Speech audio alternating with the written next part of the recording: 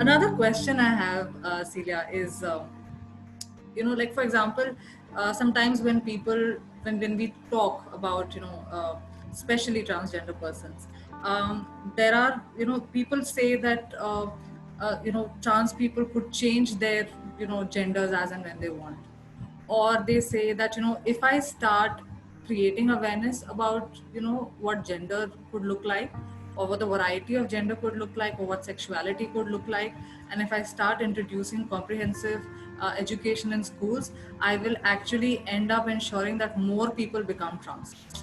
So which now to my logical mind, it somewhere does not fit. I treat them as myths. And I think I want your inputs here, that do you think these are myths, and are there more myths which you think need to be kind of taken care of and need to be broken? So that's a beautiful question because I have dabbled with that for a long time. I have always thought about the fact that I am, as I was telling the story when I was a child, right? I saw the Hijra folks in the train, and I said, I am you, but I don't want to be you. The reason why I felt like that is because when um, when the trans community, or when the child comes out and says to the parent that, Mom, I'm different. Let's take my story, for instance, right? If I had told my Mom, I'm different, I want to be a girl, my mom would have just kicked me out of the house at the time. This was in early 70s. They probably would have said, if you want to be a girl, you cannot live in a house. You have to get out. The only option you have is you commit suicide, or the other option is you run away from home and get into a community where they accept you. And the only community that accepts you is the Hijra community or the Tirunangai community, where there are chellas and there are nannies who are taking care of you. They provide food for you, they provide shelter.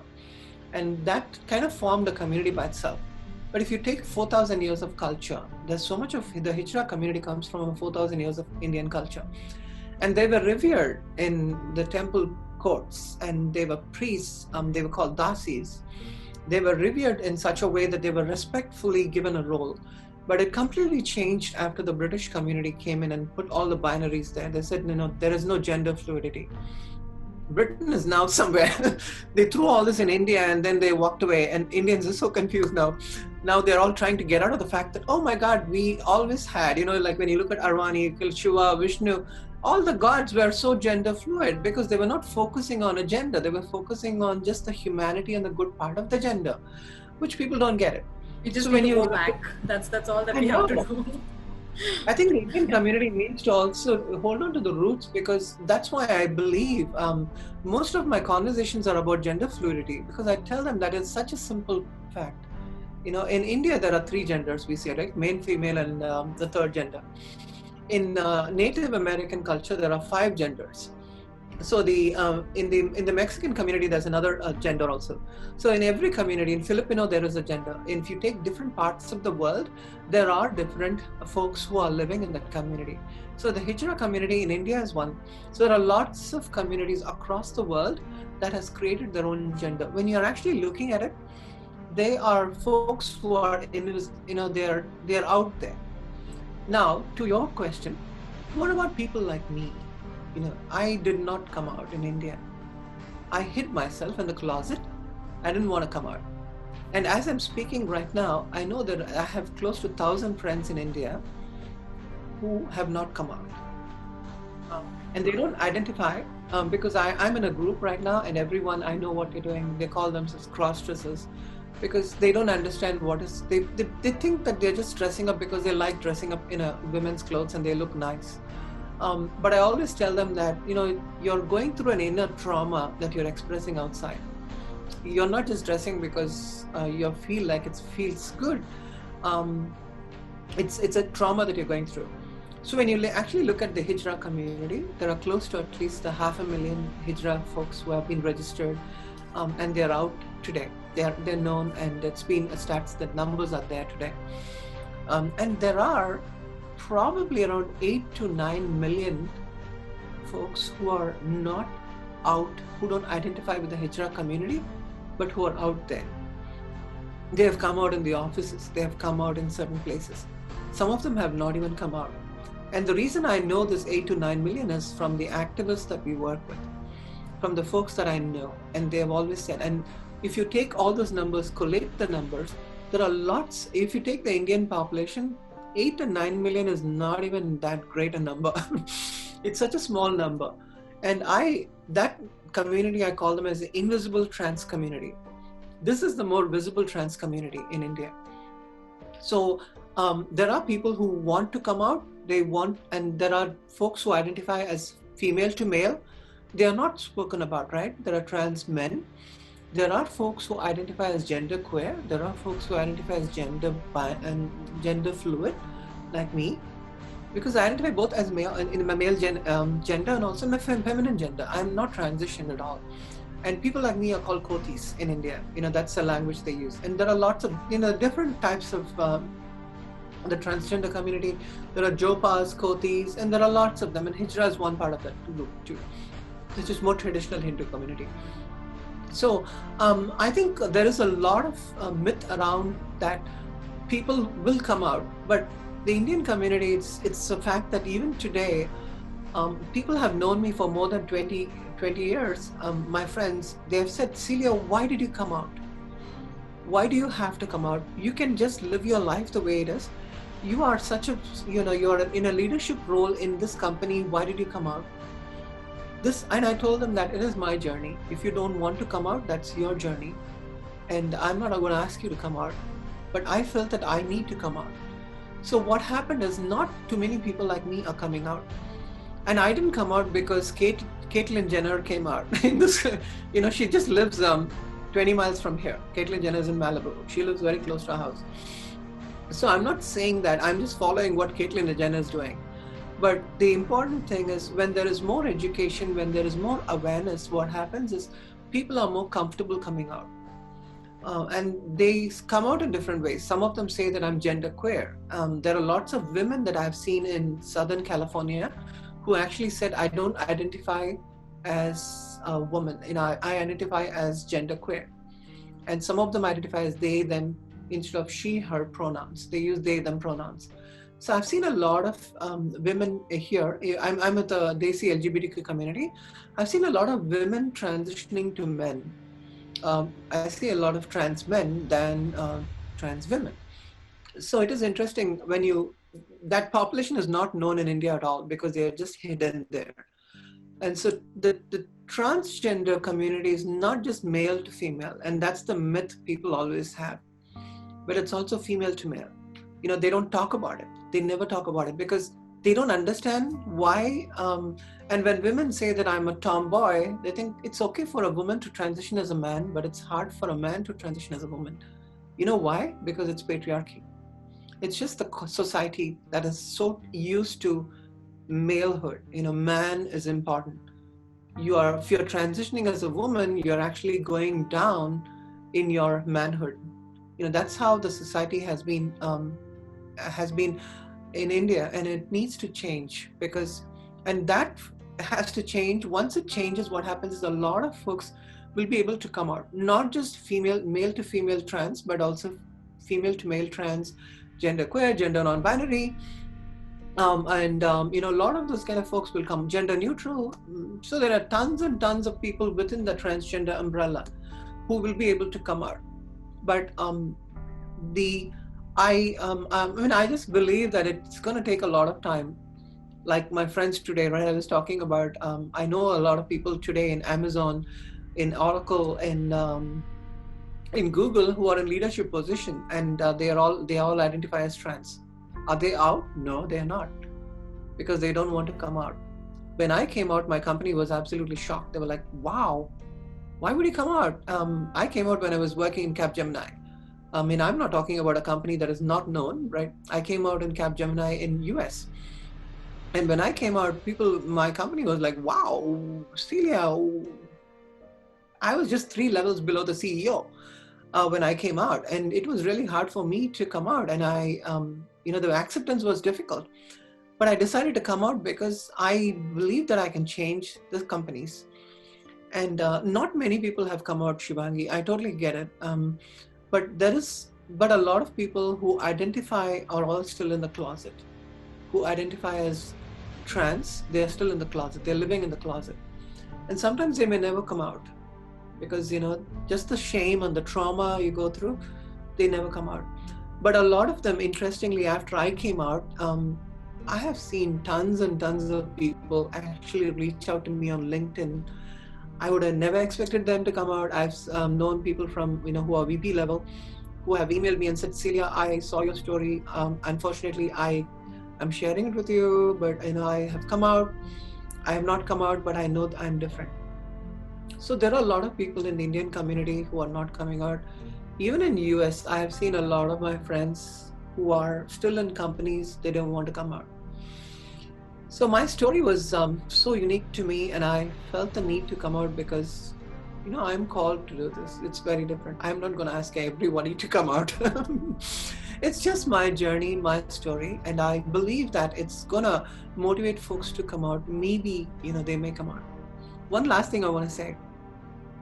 I was last year, just before last year, in 2018, I was in Chennai speaking to a bunch of Hijra folks. They're called Tirunangais in Tamil Nadu. In Chennai, I was speaking to them, and when I was talking to them, I saw a distance there. I'm like them, right? I'm them, but I saw that they were not identifying with me, and they were just sitting there, and they said, "This girl just come from US, and she's just talking about she's trans, and we are in India really struggling." And I didn't know how to break that bridge there because I was them and they were me. And I told them one thing. I'm so honored to meet you folks because what you did when you were a child, I never had the guts to do that.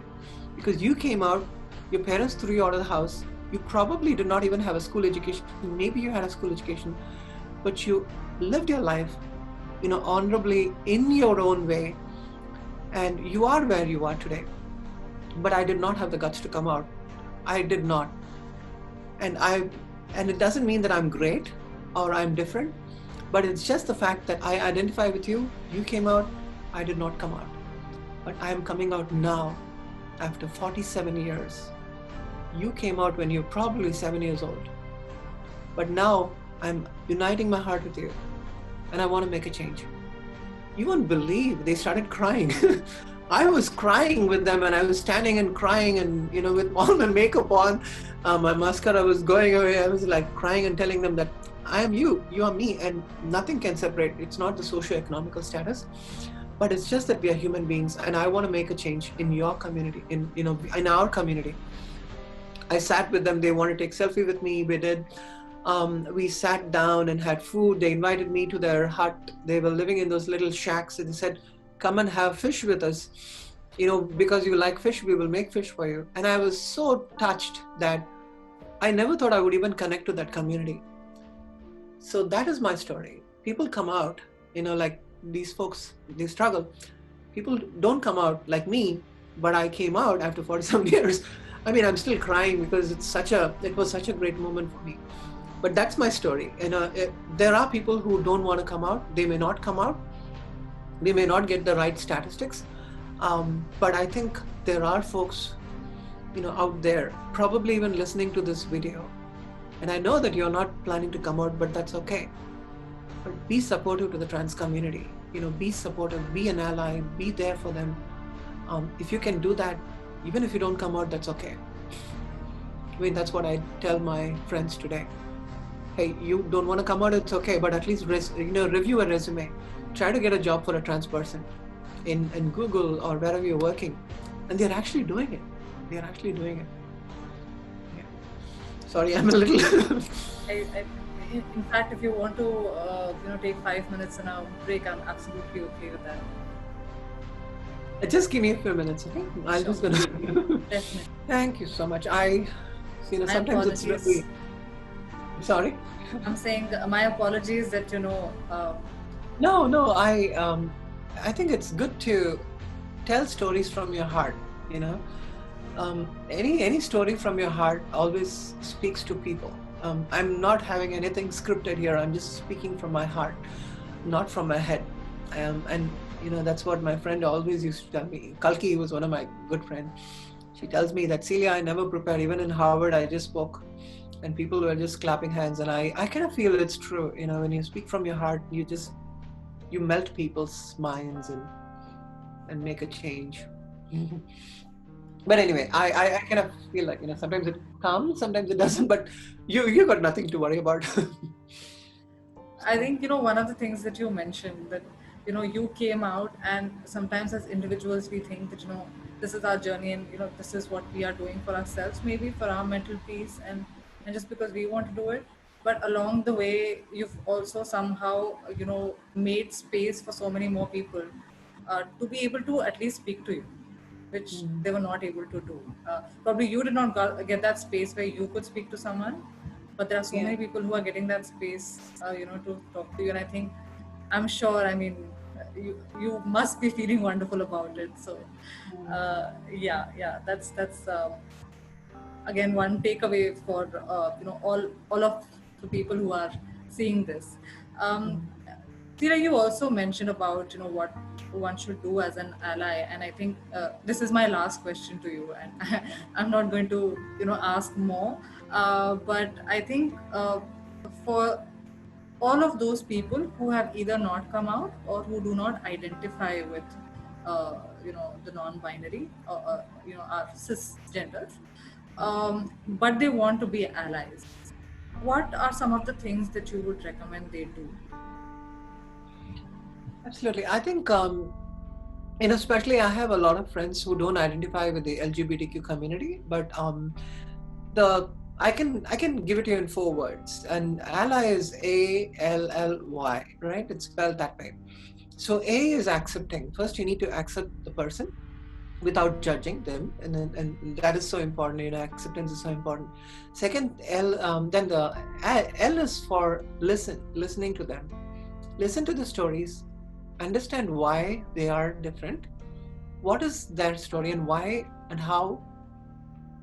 Just listen to them. That's going to create so much of understanding there. And then the third L is learn.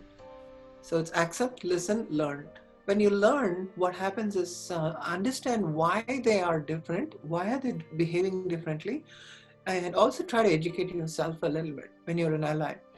Understand why the transgender community, understand the stats, look at the MRI scans of, this has come out from John Hopkins. The MRI scan of a cisgender woman is closer to a transgender woman's MRI. They found this. Now, all these researchers are coming out. They find that men are not just, human beings are not just defined with XY chromosomes, but they're also defined with the 23 pairs of chromosomes. All our thumbprints are different.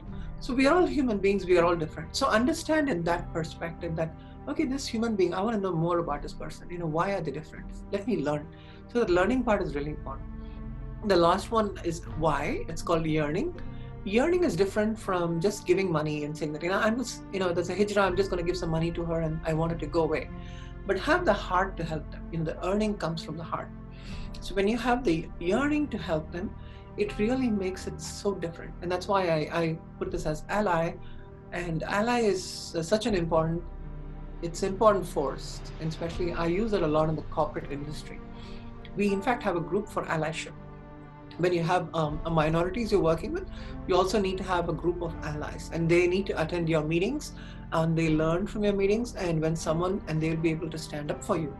When you have a problem and someone bullies you, but they can stand up in the workplace and say, hey, you shouldn't do that, that's not right. And why they are able to say that is because of allying, accepting, listening, learning, and earning to help them. And that is how I define the ally and the allyship. It's such an important thing. And thank you for being a wonderful ally. You are an ally today because you're listening to this. You even just reached out to me and said, how can I help you? And what you're doing today, this recording is, it's a major milestone for allyship. And that is what we need to, because this is an education part that you're doing. It's not a simple thing. Nobody would just learn from a person who's different, but also educating your circle, your community, your lawyer circle, or wherever you are in a research area or even in the government space. When you share these stories and say that, hey, these are genuine problems, we need to increase the mental health also in the transgender community, because they're going through a lot of trauma. And when child comes out and says, "Mom, I'm different," you need to listen to them. Don't just ignore them, and try to talk to the doctors.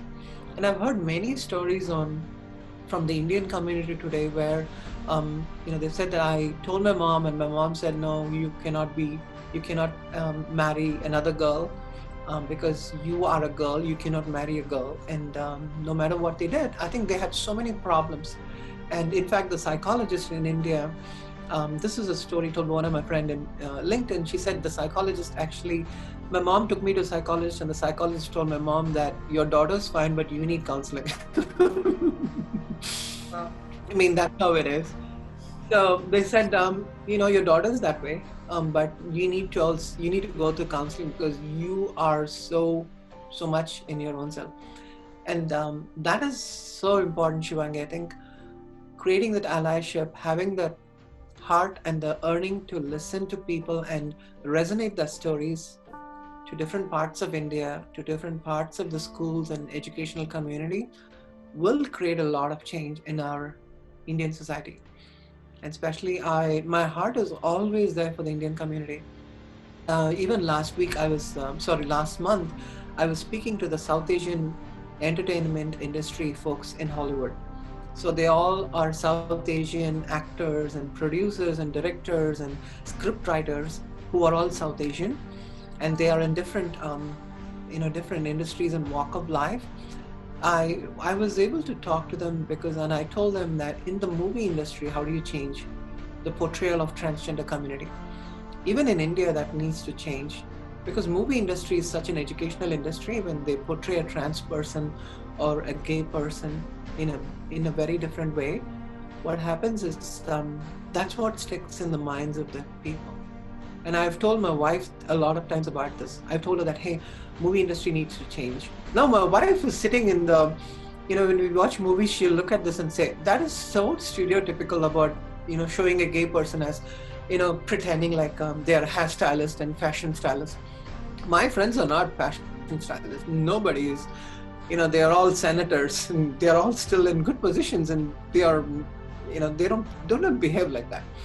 And I don't behave like a drag queen all the time, because I'm a management consultant, so I have the way that I behave. And I think a lot of this has to change in the government sectors, private sectors, media industry, advertisements has to change in India. And wherever you portray trans characters, if you portray them with respect, then people will change their minds. And that's one area where they could change, because policies are one thing which is important. You can also use the policies, but changing the minds of people at a heart level is also really important. And that's where I'm actually working on both sides. So I'm the vice president of Stonewall Democratic Club, where we endorse people, and I'm working with politicians today in US, in my own county. I'm working with the congresswoman, I'm working with the congressman and mayor of Hollywood, um, the city of Hollywood. So I'm working with all these people. I'm working even with the police stations here. And when I go and talk to them, they're willing to listen because I look different. They're like, "Wow, you you're just speaking to me. You're just I didn't I'm just so happy that I could use just the way I started my story, saying that I was just learning to survive, to hide my shame. Now I found that my shame has given me so much of power and empowerment that I could use my shame. This was a shame that I was worried about. Now I'm not ashamed of me anymore. I've told my brother, I've told everybody that, hey, I'm Celia and this is what I do. My brother was so happy. He said, I'm so sorry I wasn't there for you when you're struggling those days. So I'm really happy. I have a great wife. I have a wonderful daughter who is now my ally. And she's with me in my Democratic Club's meetings, and she's trying to campaign for, the trans community, the LGBTQ community. And I have my wife who is very supportive, and she said, "Sweetheart, I've got your back." I can't ask for more. I cannot ask for more. I have a good boss. I have my own company, but I work with good clients who understand me because I educate them too. So yeah, in my own company, I'm trying to change, and I also work for Transcan Work, which is an organization that changes and empowers the trans community in California, bringing jobs and helping them, training the trans community, training the employers, and how do we make a change. So I'm working in all these sectors. So it's the entire ecosystem of a transgender community. I want to influence that, and I found that it's so amazing when we do that, when we bring such change. Even in India, people like you at the policy level, at the government level, when we can advocate and make a change in the parliament level and central government level, those are so important and vital. The 377 was so exciting for people, when they said, hey, this is fine to have, the gay community. So we were celebrating here too, at the same time. All my friends were all celebrating. So whatever goes on in India, it's so much near and dear to my heart. And I really want to, after this COVID time, I would be coming to India. I'm planning to make a trip and, just visit all my old friends in the Hijra community, in the Tirunangai community in Chennai. I really want to go and sit with them and have fish and all that. I don't know how it's going to work with this COVID time, but my heart is so much, I'm so grateful for this interview, and I'm so grateful that you spent so much time talking to me, because I know we can make a change, with allyship. That's so keen and so important for us to do. Thank you so much, Celia. I think, and it's actually the other way around. It's been my pleasure, and thank you so much for actually talking to me for so long. I know that our scheduled time was not so much, but you still gone ahead and spoken to me. So I really want to thank you for that. And the pointers that you gave with respect to the word ally, I think that's going to stick to my head. And every time I talk to someone, I'm going to use that example. I'm taking permission from you right here, right now itself, so that I can use this, because it's a very quick and easy way to remember something like this, and could be very useful for everyone. So thank you so much. Please. Thank you, Shivangi. Have a wonderful day. Stay safe. Thank you. Take care. Thank Bye. you so much.